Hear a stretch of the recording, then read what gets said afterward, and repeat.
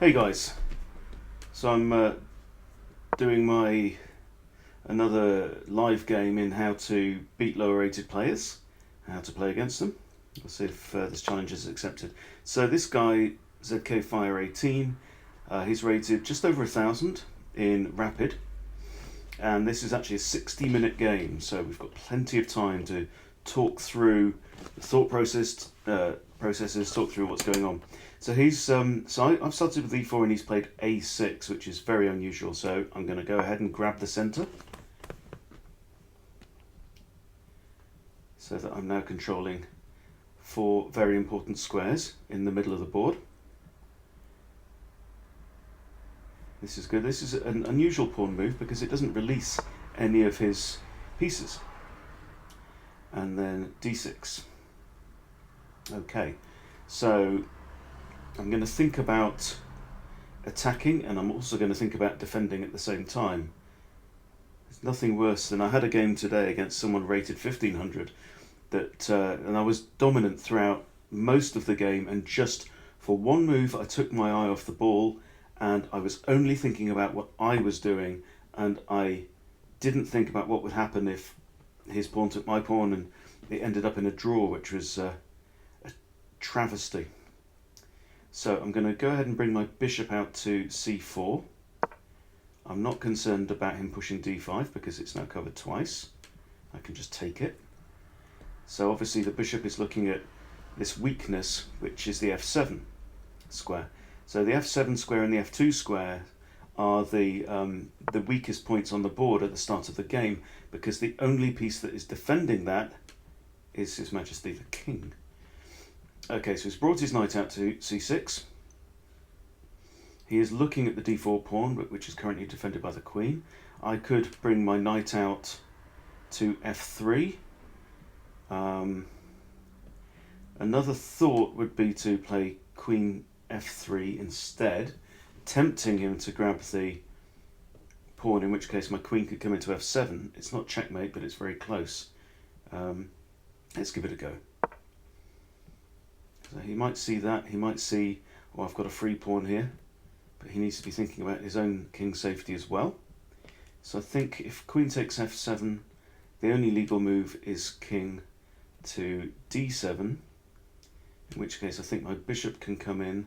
No, it can't if his knight's on d4.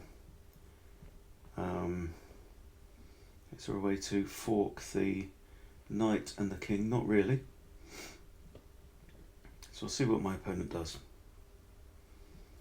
He's already weakened the queen side of the board with his first move. Okay, he's gone for it. So let's go in and grab f7.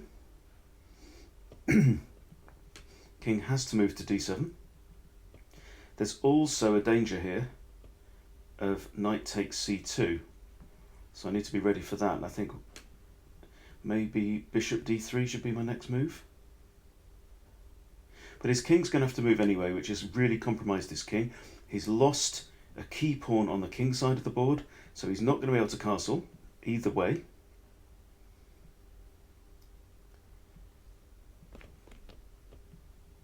So he's going to have to move to there. And I think my next move has to be bishop to d3 to defend the c2 pawn. There are a couple of other options. I could move my king either to d1 or d2, or I could move my knight, my queen's knight, out to a3, which would then defend the c2 pawn. And it develops a piece, but it develops it into an uncomfortable place. If my knight's here, it can't proceed to b5 because of the pawn on a6. But I think the cleanest way to proceed is bishop to d3. I can't drop my queen back to f5 because the knight would just take it.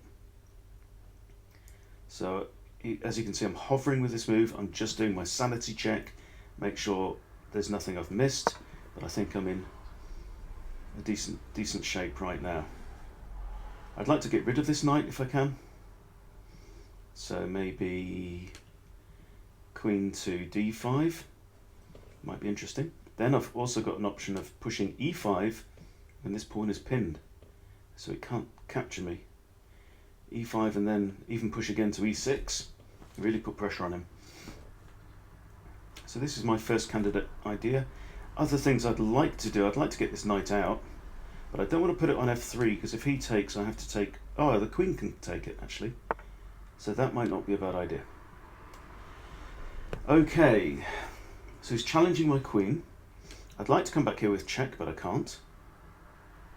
So I can't go there, I can't go there or there. Can't come back to here. I can't give check with the bishop other than b5, but then that drops the bishop. So I've not got that many options. I don't really want to exchange queens so early in the game when I'm playing a weaker player, because I want to keep the complexity on the board. However, I'm already in a fairly decent position. One option I've got might be, no, I can't move the bishop because the bishop is currently busy defending c2. So do I have to accept the exchange, or is there a way around it? I can always retreat my queen to here, or even to here, as we were thinking before. I think queen to either of these squares also attacks the knight, which is doing two things. So I'm getting my queen out of the exchange and out of trouble, and I'm also attacking the knight, which will force him either to move the knight or to make another pawn move to defend the knight. Either way, he'll be weakening his king a little bit, because these pawns are both defending the pawn in front of the king on d6. So let's play. I'm thinking c4 for the queen. Now if I do that, then can his queen come out and cause me grief? So if his queen, say, comes to g6 there, it's attacking that weak pawn on g2 that's currently undefended. And with my queen over there, it's not going to be much good. So I think, actually on balance, I'm just going to go for the exchange. I already have a small advantage in the game because my opponent can't castle. I'm now thinking I might be having to bring my knight out to e2 instead of f3. If f3 and he captures, I have to recapture with my g-pawn. That's not necessarily too bad a thing. Another idea is to develop my bishop to e3, attacking the knight, and see what he does. So let's go ahead and do that. I don't see a serious problem. He can't take on c2 because of my bishop. He can't go there. He can't go there. He'll be taken. Be there. Be taken there. So this is something I quite often like to do. Is when I'm thinking about a move, I'll highlight by right-clicking these squares that are unavailable for a piece, and that can be really helpful. Another thing I'll do as well is when I'm looking, I'll scan the board and I'll identify undefended pieces. And sometimes when you colour them like this, then that can help you spot patterns. So you can think, oh, if I can move a piece to a certain square, like here, then I can fork both undefended pieces, you see. Now, very, very good chess players can do this just in their heads without having to use the colouring in tools, but I like it. Okay, so he's moved the knight back to b5, where it is defended by a pawn. I'm not inclined at this point to exchange my good developed bishop for his knight. I'd rather keep developing, so I'm thinking now knight to f3. His knight can't come in anywhere in a hurry, so let's play knight to f3. So I now have 3 minor pieces developed, and I'm ready to castle. He only has 1 minor piece developed. His dark squared bishop isn't going anywhere in a hurry. His light squared bishop is better, it has a nice long diagonal there. So I wouldn't be surprised if his light square bishop comes out to g4. That's okay. So now his king can't castle. I need to be thinking about attacking ideas as well. So he may be bringing knight out to c3 and allowing the exchange there. Maybe that wouldn't be too bad. It opens up a semi-open file for my rook. I'm castling the other side anyway. Don't think there's any benefit to castling queenside right now. Because also, if I castle this way, it puts my rook on that f file, and you can see that because he lost his f pawn early on, then that can bring ideas of pushing my f pawn up, trying to open up that file where my rook will be sitting. So that could work out well. So thinking about developing my final piece, I'm thinking knight to d2 is solid. Means I've got a little huddle in here in the middle of the board. Everything's going to be pretty secure. I can castle at any point, probably castle next move if I get the opportunity. So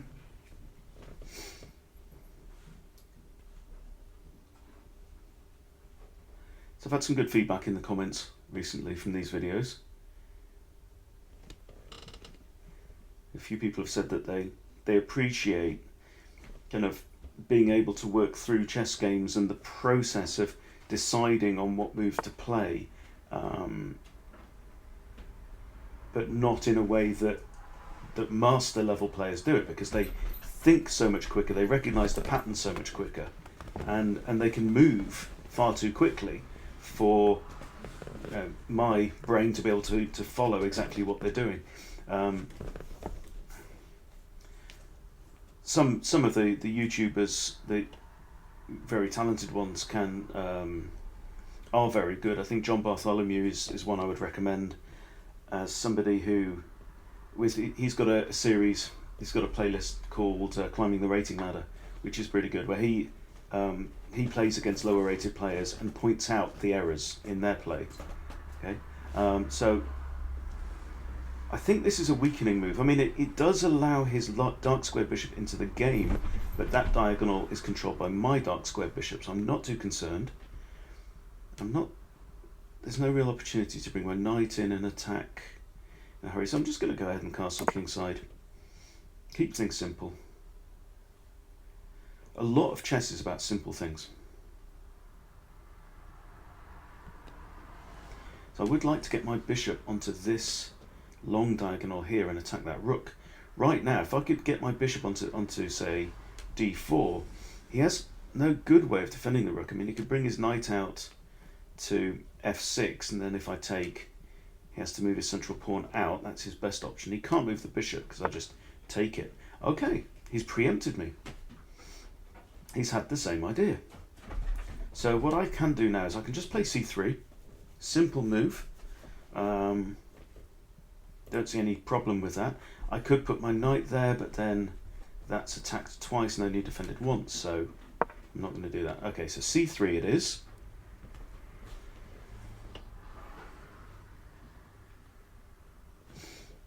Now let's look at his situation.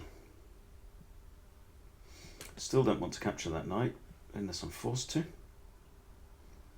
This knight really doesn't have much of a future right now. It can't go to a3, it'll be taken. Can't go to c3. Can't go to d4 because I've got 3 pieces on that square. And then 2 of his other squares have already got dark squared pawns on them. So in fact the only square he's got is to go all the way back to a7, which is a horrible square for a knight. Okay, so he's developed his light squared bishop as well. He's now starting to get into the game. This does give me an idea of knight to g5 to attack the bishop. The bishop right now isn't really threatening anything. It could capture a2, but it's the only piece looking at it, so the rook would just take back. Can't go here, and it can't go here, and it can't go here. So why it came out to that particular square is uncertain.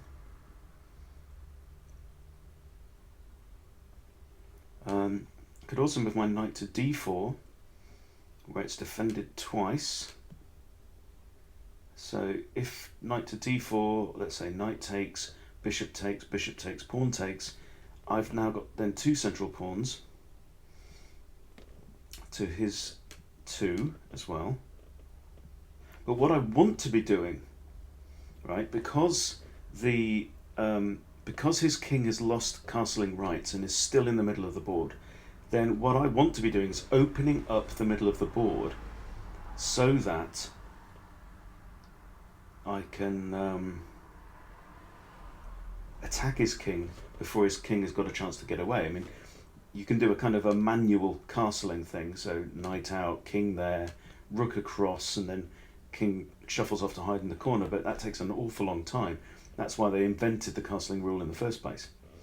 Okay, so I've got one tactic. There's a tactic in mind here, which is say knight to g5, attacking the bishop. So bishop moves away. If it moves here, I can just take it, because I want an open game now. So bishops are better than knights when the board is open, there's lots of space to move around in, and that will suit me. So I do knight there. If bishop comes back, I can exchange. And the other idea then is potentially, if I can get rid of the e4 pawn, maybe push it forwards, then I've got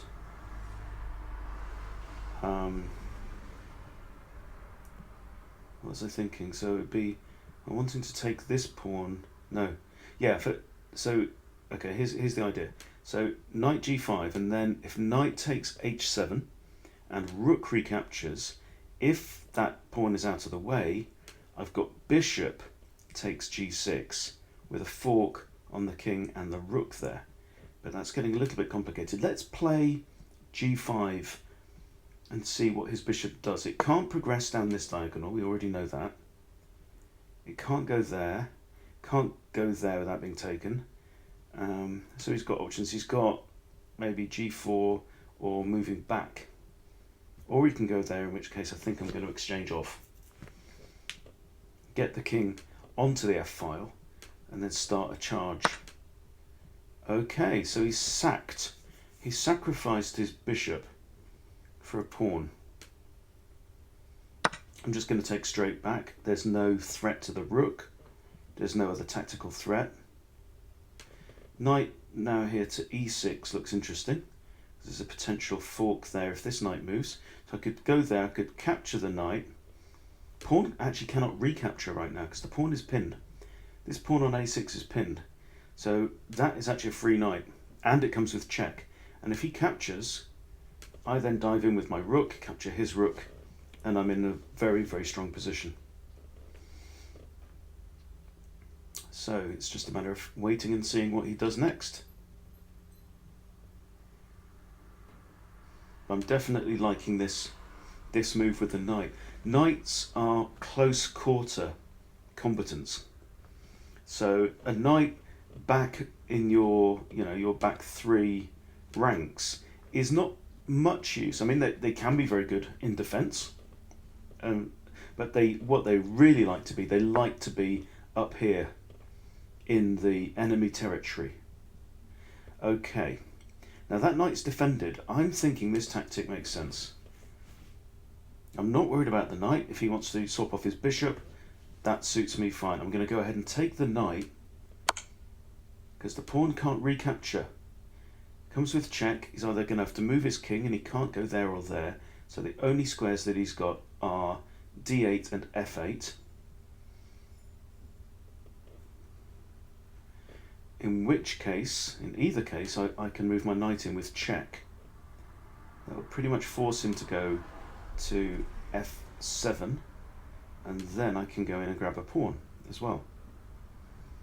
This pawn is still technically pinned, so I don't have to be too concerned.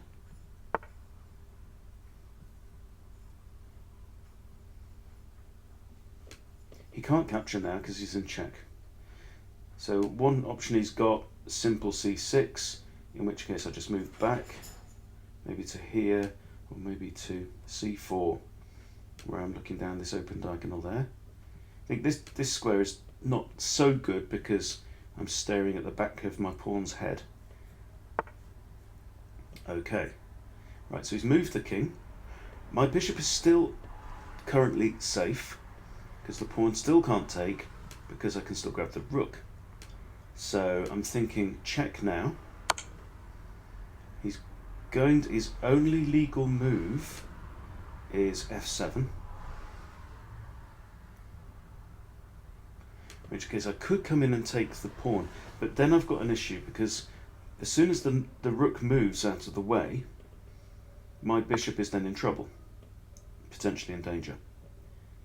Okay, it's not now. Now, if his knight was off the back rank and his rooks were connected, that wouldn't be so good, because then if he takes my bishop, I take his rook, I lose my rook. So I'm actually down in material. But I don't like this idea. I don't like taking the pawn, then the rook coming to there, because then I've got two pieces on pre. There's two pieces that can be taken at the same time.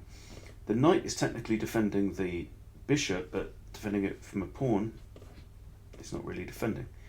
I can move my knight to here with check.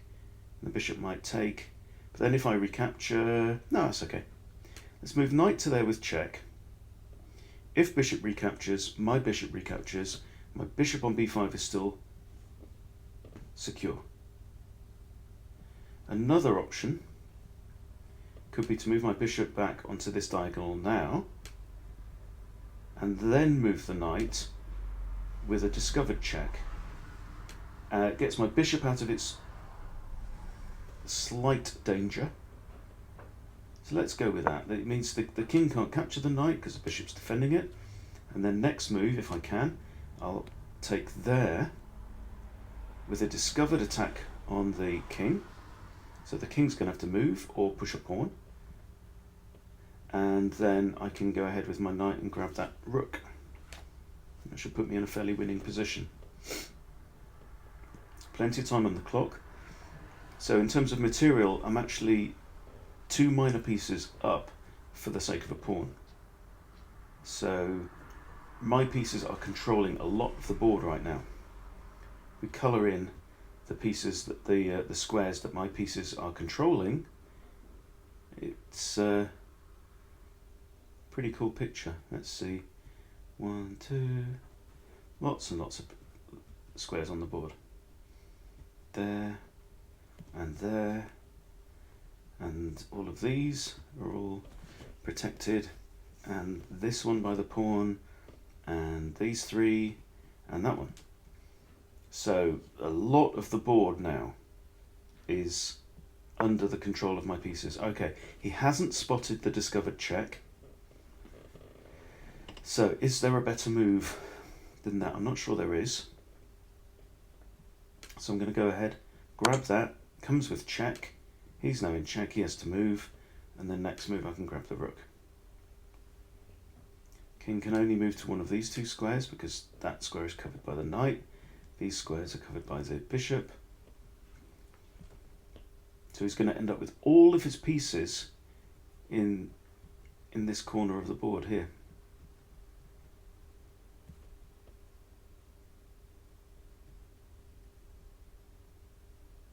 So he's got the option, he can push e6, which isn't a bad idea. But whatever happens, he's going to lose his rook on the next turn. So when I'm up in material, I want to think about exchanging off the final pieces. So trades, forcing trades with pins and forks and all good tactics like that. Okay, so he's gone for the push. Now I've got an additional possibility here, which is I could take with the bishop, give check again, but then let's say king moves to e7. I can't then go ahead and grab the rook because the king will grab my bishop. So I'm not going to do that. I'm going to keep it simple. It's a free piece. He can't even recapture because he hasn't released his h rook yet. So now my knight has opportunities to come to here or here. I think maybe b6, because b6 is defended by my bishop. So okay, so he's developed his knight, the discovered attack on my knight. So I'm going to move to safety. Always a good idea to, when you can, to get into situations where your pieces are defending each other. So here, considering these 2 squares, right, I could have moved my knight to c7, but on c7 it's undefended, right? But here, with this option, it's doing 2 things, and one thing I'm always impressed by when I watch masters play is that their moves tend to do many things. They are preparing possible attacks for the future, they are defending, but more than anything else, the pieces very often coordinate so that the pieces are defending each other. Now, he's actually offered a trade here, and I think it would make sense to accept it. I think my knight doesn't have an awful lot going for it right now. I could go to d7 with an attack on his remaining bishop. I'd like to get his bishop off the board more than his knight. If I take the knight, then his rook's going to recapture, and then it will be attacking my bishop on c4, so I'm going to have to move that bishop, which is okay. It can come back to b3, that's straightforward. Are there any ideas with maybe capturing on there, force the king to take? No, there's nothing in that really. So I've got an opportunity to simplify the game with the exchange, or I could go there, attack the bishop. Where can the bishop go? It's got lots of options, so let's simplify and proceed towards a win if we can. He's going to recapture with a rook, and I'm going to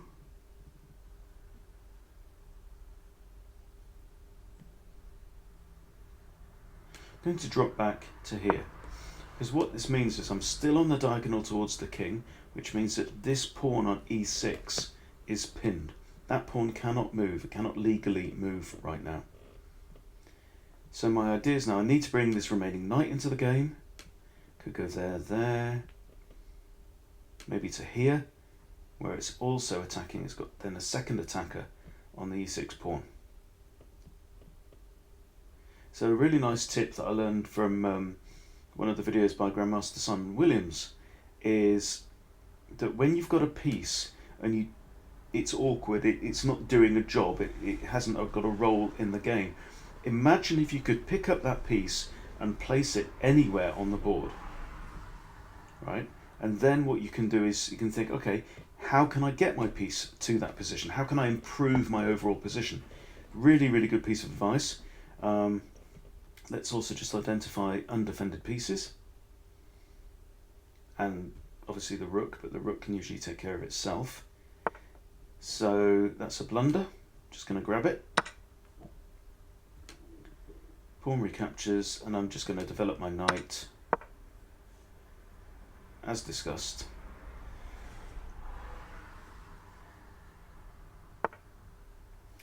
Okay, he's attacking the knight. I've got ideas. I've got f3, attacking the bishop. I've got c4, where it's actually blocking my own bishop. But then ideas of going in there to e5 with check. Let's go here. It's a sensible place for the knight to go. It's kicking the bishop again. He really can't afford to lose his bishop at this point in time. Now I've got ideas of maybe rook to d1 to d7, where it's a fork on the king and this b7 pawn. I've also, because my knight is in this position, I've got checks. Okay, and my opponent's resigned. So I hope that was useful for you guys. A tidy win. My opponent didn't play that badly, but one of the things to remember is always be ready for a blunder. Everyone blunders from time to time, right? The better the player is, the more time they take, the more carefully they look at the whole board, the less they blunder, but it still happens. So well done, ZK Fire 18, and hope you've enjoyed it. I hope you've learned a couple of things from this video. If you're on YouTube, just pop me a comment and tell me what you've learned, and I really appreciate it. Okay, I'll see you next time.